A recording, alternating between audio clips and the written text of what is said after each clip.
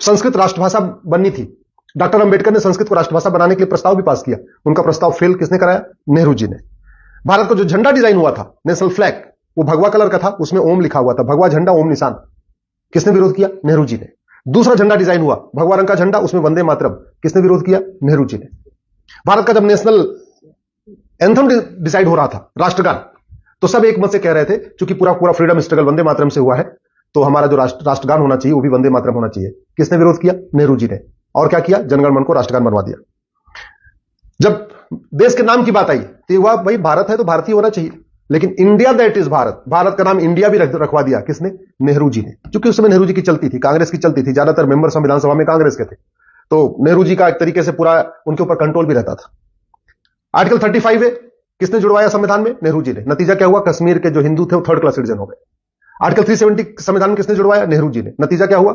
अलगाववाद बढ़ा, आतंकवाद बढ़ा, कश्मीरियों का नरसंहार हुआ, बहन बेटियों का बलात्कार हुआ, हजारों सैनिक मारे गए, हजारों हमारी बहन बेटियां विधवा हो गई, पलायन हुआ। किसके कारण? आर्टिकल 370 के कारण। संविधान का आर्टिकल 13 कहता है सारी कुरीतियां खत्म करना है, सारी कुप्रथाएं खत्म करना है।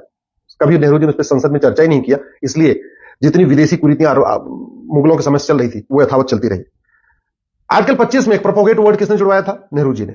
नतीजा क्या हुआ? पूरे देश में धर्मांतरण हुआ और आज की डेट में 9 राज्यों में, 200 जिलों में, 900 तहसीलों की डेमोग्राफी बदल चुकी है। आर्टिकल 30 माइनॉरिटी का कॉन्सेप्ट किसके कहने पाया? नेहरू जी के कारण। अल्पसंख्यक बहुसंख्यक का जो खेल चल रहा है, जो तुष्टिकरण चरम पे है, वो संविधान में आर्टिकल 29-13 जो माइनॉरिटी शब्द है उसके कारण है। और इसके मूल प्रणेता, इसके डिजाइनर कौन है? नेहरू जी। कभी नेहरू जी ने जो गुलामी के नाम चल रहे हैं भारत में उसको हटाने का प्रयास नहीं किया। एक भी गुलामी का नाम गांधी नेहरू परिवार ने नहीं हटाया। एक भी गुलामी का निशान काशी, मथुरा, भद्रकाली, भोजशाला, अटाला, अयोध्या, जितने भी है, एक भी जो गुलामी के निशान है उसको रिस्टोर करने की प्रयास नहीं किया। एक भी गुलामी की कुरीतियों को खत्म करने के लिए नेहरू जी ने कोई प्रयास नहीं किया। एक भी गुलामी की कुप्रथाओं को खत्म करने के लिए नेहरू परिवार ने कोई प्रयास नहीं किया। गुलामी की शिक्षा जो मुगलों के समय से मदरसे चल रहे थे, अंग्रेजों के समय से मिशनरी स्कूल चल रहे थे, उसको किसने आगे बढ़ाया? नेहरू जी ने।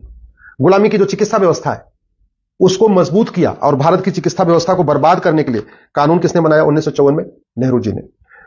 भारत में 1894 में लैंड एक्विजिशन एक्ट बन गया था। अंग्रेजों ने पूरे देश की जमीन मिशनरीज को बांट दिया था। मुस्लिम्स को जमीन नहीं मिली थी, हालांकि उसके पहले मुगलों समय में सारी जमीन मुस्लिम्स को मिल चुकी थी, लेकिन फिर 1954 में वक्फ एक्ट बना के नेहरू जी ने वक्फ बोर्ड गठित कर दिया। भारत में गुलामी की पुलिस व्यवस्था बदलने के लिए कभी भी नेहरू परिवार ने प्रयास नहीं किया। गुलामी की कर व्यवस्था बदलने के लिए नेहरू परिवार ने कभी प्रयास नहीं किया।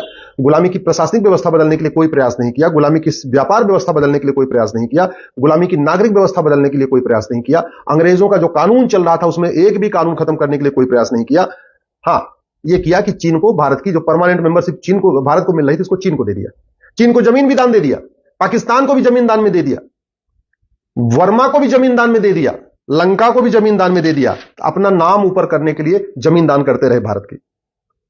1975 में उनकी बेटी ने इमरजेंसी लगा दिया। 1976 में संविधान का जो बेसिक स्ट्रक्चर है वो बदल दिया। जो संविधान का प्रियम्बल है ना, उसको संविधान का बेसिक स्ट्रक्चर कहते हैं। लेकिन 1976 में इमरजेंसी के दौरान जब लोकसभा का टेन्योर पूरा हो गया था तो संविधान का बेसिक स्ट्रक्चर, जिसको प्रियम्बल कहते हैं, उसको बदलाव कर दिया, उसमें 2-3 नए शब्द जोड़ दिए। 1984 में अलीगढ़ को माइनॉरिटी यूनिवर्सिटी का दर्जा दे दिया। ये पहली बार हुआ था कि भारत में किसी यूनिवर्सिटी को माइनॉरिटी डिक्लेयर किया गया था और यह काम इंदिरा जी ने किया था।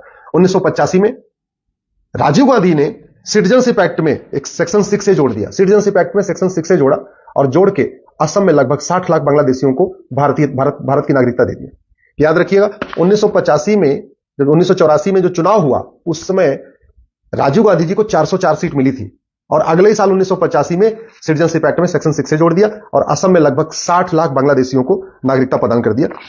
साबानो का फैसला आया, उसके अगले ही साल 1986 में अपने 404 सीट का उपयोग किया और सुप्रीम कोर्ट का फैसला पलट दिया।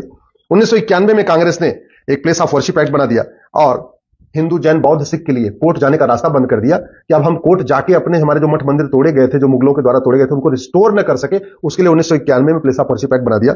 हिंदुओं को आपस में बांटने के लिए, हिंदू, जैन, बौद्ध, सिख को आपस में बांटने के लिए और मुस्लिम और क्रिश्चियंस को विशेष फायदा पहुंचाने के लिए 1992 में माइनॉरिटी कमीशन एक्ट बना दिया। 1995 में जो वक्फ एक्ट नेहरू जी ने बनाया था 1954 में, उसको वापस लिया और बहुत ही खतरनाक 1995 में वक्फ एक्ट बना दिया। उसके बाद फिर 2004 में national commission minority education institution act बनाया और उसके बाद अलीगढ़, पहली बात 1984 में अलीगढ़ यूनिवर्सिटी को माइनॉरिटी का दर्जा दिया। फिर 2004 में बाकायदा कानून बनाया और पूरे देश की यूनिवर्सिटीज को माइनॉरिटी यूनिवर्सिटी घोषित करना शुरू किया और जामिया भी उसी कानून के अंतर्गत हुई है। 2010 में कानून बनाया एफसीआरए। उसका मूल उद्देश्य था कि जो भारत विरोधी शक्तियां हैं, माओवादी, नक्सली, अलगाववादी, कट्टरपंथी, जिहादी नेता, अभिनेता, लेखक, बुद्धिजीवी, पत्रकार, कलमकार जो भी देश के खिलाफ करते हैं, उनके एनजीओ को बढ़िया फंडिंग होती रहे विदेशों से, उसके लिए 2010 में एफसीआरए बना दिया। 2012 में राइट टू एजुकेशन एक्ट को बदला, मदरसों को राइट टू एजुकेशन एक्ट के दायरे से बाहर निकाल दिया। इसका मतलब ये हुआ कि जो शिक्षा अधिकारी हैं, एजुकेशन ऑफिसर्स होते हैं, वो जाके ये ना देख पाए कि मदरसों में क्या पढ़ाया जाता है, मदरसों में कौन पढ़ा रहा है, मदरसों का सिलेबस क्या है, मदरसों का करिकुलम क्या है। इसके लिए 2012 में बाकायदा मनमोहन सिंह जी की सरकार ने, या सोनिया गांधी जी उसको सरकार कह लीजिए, उन्होंने राइट टू एजुकेशन एक्ट को ही बदल दिया। 2013 में वक्फ एक्ट को असीमित शक्ति दे दिया।